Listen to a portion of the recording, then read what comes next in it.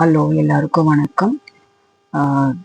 என் video பாருங்க, இந்த வீடியோவுக்கு சப்ஸ்கிரைப் பண்ணுங்க, லைக் பண்ணுங்க, ஷேர் பண்ணுங்க.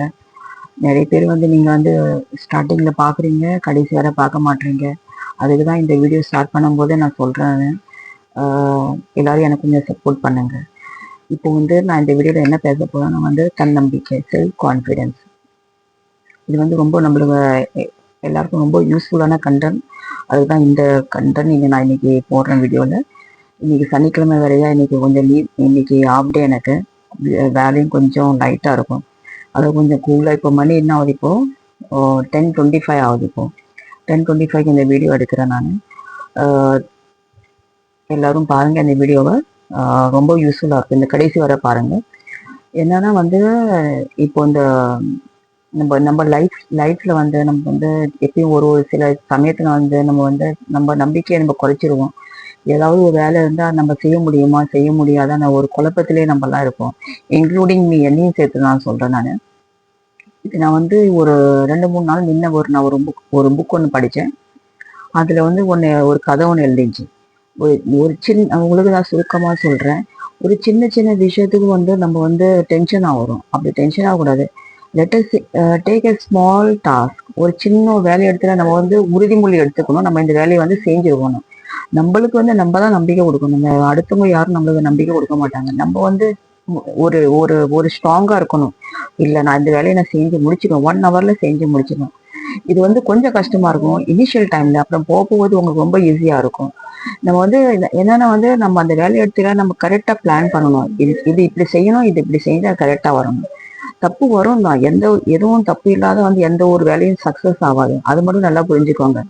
நம்ம ஒரு முயற்சி எடுத்துட்டோம்னா நம்ம ஈஸியா கடவுள் நம்ம கூட இருந்தா நம்மளுக்கு வழி நடத்து அந்த வேலையை நல்லா சக்சஸா செஞ்சு கொடுக்கறதுக்கு ரொம்ப ஹெல்ப் பண்ணுவாங்க. அப்போ அந்த வேலையை எடுக்கும் போது நம்ம என்னன்னா நம்ம ஃப்ரீ மைண்டா இருக்கணும். எந்த ஒரு குழப்பம் இருக்கக்கூடாது. வீட்டு டென்ஷனோ இல்ல வழியில எந்த ஒரு டென்ஷனும் எடுக்கக்கூடாது. நம்ம கூலா, சரி இந்த வேலை நம்ம கொடுத்துருக்க, இந்த வேலை நம்ம செய்யணும்னு செஞ்சு நமக்குள்ளே ஒரு தன்னம்பிக்கை எடுத்தா நம்ம அந்த வேலையை ரொம்ப சக்சஸா செஞ்சு முடிக்கலாம். ஏன்னா சில பேர் சொல்லுவாங்க, இங்க எந்த ஆபீஸ்லயும் சொல்லுவாங்க, நான் உங்களுக்கு எதுக்கு ஆபீஸ்ன்னு சொல்ல, நான் ஆபீஸ்ல not less than 8 to 9 hours நான் ஸ்பெண்ட் பண்றேன். எனக்கு கொடுக்குற டைம் 9:30 to 5. ஆனா எக்ஸ்ட்ரா ஹவர்ஸ் நான் எனக்கு செய்ய வேண்டியதா இருக்கு. ஏன்னா எனக்கு கொடுத்துருக்க ஒரு பொறுப்பு, ஒரு கமிட்மெண்ட், ஒரு ரெஸ்பான்சிபிலிட்டிக்காக நான் டைம் டு டைம் பார்த்து வேலை செய்யறது இல்லை. நான் சில டைம்ல காலையில சீக்கிரமும் வந்துடுவேன், சில டைம்ல சாயந்தரம் உட்காந்து மற்ற 5 o'clock, அதுக்கப்புறமும் கொஞ்சம் 5:30, 5:45 உட்காந்து அந்த வேலையை முடிச்சுட்டு போவேன். ஆனா எனக்கு கொடுத்துருக்க ஒரு பொறுப்பு அது. அந்த பொறுப்பு நான் சக்சஸா செஞ்சாதான் எனக்கு ஒரு என்ன சொல்றது, ஒரு அங்கீகாரம் கிடைக்கும் அந்த இடத்துல. நான் என்ன சொல்ல வரேன் உங்களுக்கு நல்லா புரியுதுன்னு நினைக்கிறேன். அதுக்கு நம்ம ஏன்னா தனம் எந்த வேலையும் செய்யக்கூடாது. நம்ம ஆபீஸ் வேலையாகட்டும் இல்ல வீட்டு வேலையாகட்டும், நம்ம வேலையை கரெக்டா செஞ்சால ஒரு கான்பிடென்டா செஞ்சா அந்த வேலை ரொம்ப சக்சஸ் ஆகும். இப்போ என்ன சொல்ல வரேன்னா சில பேர் என்ன சொல்லுவாங்க, எனக்கு ரொம்ப எரிச்சல் ஆகுது. ஹிந்தியில சொல்லுவாங்க ரொம்ப போட் கண்டால ஆகுதுன்னு சொல்லுவாங்க. இங்கே அதுவே தமிழ்ல சொல்லுவாங்க ரொம்ப எரிச்சலா இருக்குன்னு சொல்லுவாங்க. அந்த டைம்ல நான் என்ன சொல்ல வரேன்னா எந்த ஒரு வேலையை நம்ம ஒரு இன்ட்ரெஸ்டா, ஒரு ஒரு ஆசையா, ஒரு நம்மளுக்கு ரொம்ப என்ன சொல்றது, ஹாப்பியா நம்ம அந்த வேலையை ஸ்டார்ட் பண்ணால அந்த வேலை எரிச்சலாவும் இருக்காது, கண்டாலாவும் இருக்காது. ரொம்ப நம்ம சக்சஸா செஞ்சு முடிக்கலாம். அது சின்ன வேலையா இருக்கட்டும் இல்ல பெரிய வேலையா இருக்கட்டும், எல்லாம் வேலை தான். அது நம்மளுக்குள்ள ஒரு கான்பிடென்டா இருக்கணும். நம்ம இந்த வேலையை சக்சஸா செஞ்சு முடிப்போம் அப்படின்னு ஒரு கான்பிடென்டா இருந்தா எந்த ஒரு வேலையும் என்ன சொல்றது, ரொம்ப ஈஸியா நம்ம செஞ்சு முடிக்கலாம். எதுவும் ஒரு ஹார்டு இல்லை. ஏன்னா இப்போ என்ன சொல்றது, சின்ன குழந்தைகளுக்கும் ஒரு வேலையை டஃப்பா இருக்குது. அவங்களுக்கு ஜஸ்ட் கர்ச்சி ரேட்டிங் சொன்னா அவங்க நினைச்சுப்பாங்க, சரி நான் இந்த வேலை எதுக்கு செய்யணும், நம்ம சும்மா ஏதாவது கிரிக்கெட் இருக்கலாம் அப்படின்னு நினைப்பாங்க. அவங்களுக்கும் அந்த வேலை கஷ்டம்.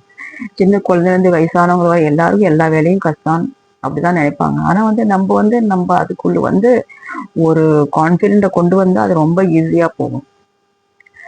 இப்போ பாத்துக்கோங்க. இப்போ ஒரு எக்ஸாம்பிளுக்கு நான் சொல்றேன். இப்போ ஒரு மரம் இருக்குது. லெட் அஸ் சே மேங்கோ, மாமரம். அந்த மாமரம் வந்து நினைக்குதா எனக்கு ரொம்ப கண்டாலாகுது நினைக்குதா? இல்ல இல்ல. அது தக்க சமயத்துல அது பூ கொடுக்குது, காய் வைக்குது, பழம் கொடுக்குது, பறிச்சுட்டு போறாங்க, சாப்பிடுறோம், எல்லாம் வந்து இல்லை. அது வந்து என்னைக்குமே அது அது பாட்டுக்கு அது வேலையை செஞ்சுட்டு போகுது. அது வந்து அப்படி இல்லை, எனக்கு இப்ப பிரேக் வேணும், ரொம்ப எனக்கு கஷ்டமா இருக்குது, வெயில்ல இங்க இருந்து எல்லாம் பூ கொடுக்கணும், காய் கொடுக்கணும், பழம் கொடுக்கணும், அது வந்து அப்படி நினைக்கிறதா? இல்ல இல்ல. அது வேலை அது ஜாலியா எடுத்துட்டு போகுது. அது மாதிரி நம்மளும் தான், நம்ம மனுஷனா இருந்து நம்மளுக்கு வந்து எல்லா எல்லா உதவியும் நம்மளுக்கு அதை கடவுள் கொடுத்துருக்காரு. நம்மளுக்கு வந்து அதை நம்ம வந்து எப்படி நம்ம எடுத்துக்கிட்ட நம்ம வந்து வழி நடந்து போறோம், அது நம்ம கையில தான் இருக்குது. எதுவும் வந்து இந்த உலகத்துல வந்து ஈஸியா நம்மளுக்கு கிடைக்க போறது இல்லை. எந்த ஒரு வேலையும் கஷ்டப்பட்டு தான் வாழ்க்கையில முன்னுக்கு வரும். இது உங்களுக்கு எல்லாம் நல்லா புரியும் நினைக்கிறேன், நான் சொல்ல வேண்டிய அவசியம் இல்லை. ஸோ நம்ம இன்னைக்கு வந்து எந்த ஒரு எதையும் வந்து நம்ம வந்து ஒரு கோல் செட் பண்ணிக்கிட்டா, இன்னைக்கு நம்ம நல்லா கஷ்டப்பட்டு உழைச்சி சம்பாதிச்சு வச்சிருந்தா நாளைக்கு வந்து நம்ம பின் காலத்துல நம்ம நல்லது நம்மளுக்கு உதவியா இருக்கும். நம்ம நல்லா ஜாலியா வாழ முடியும். எல்லா பொருளாதாரத்திலே இருக்கட்டும், பண வசதியிலே இருக்கட்டும், எல்லாம் நம்ம சந்தோஷமா எடுத்து கொண்டு போகலாம் அப்படின்னு நம்மளுக்கு வந்து ஒரு கான்பிடன்ட் வந்துடும் அந்த இடத்துல. இதுதான் நான் சொல்ல வரேன்.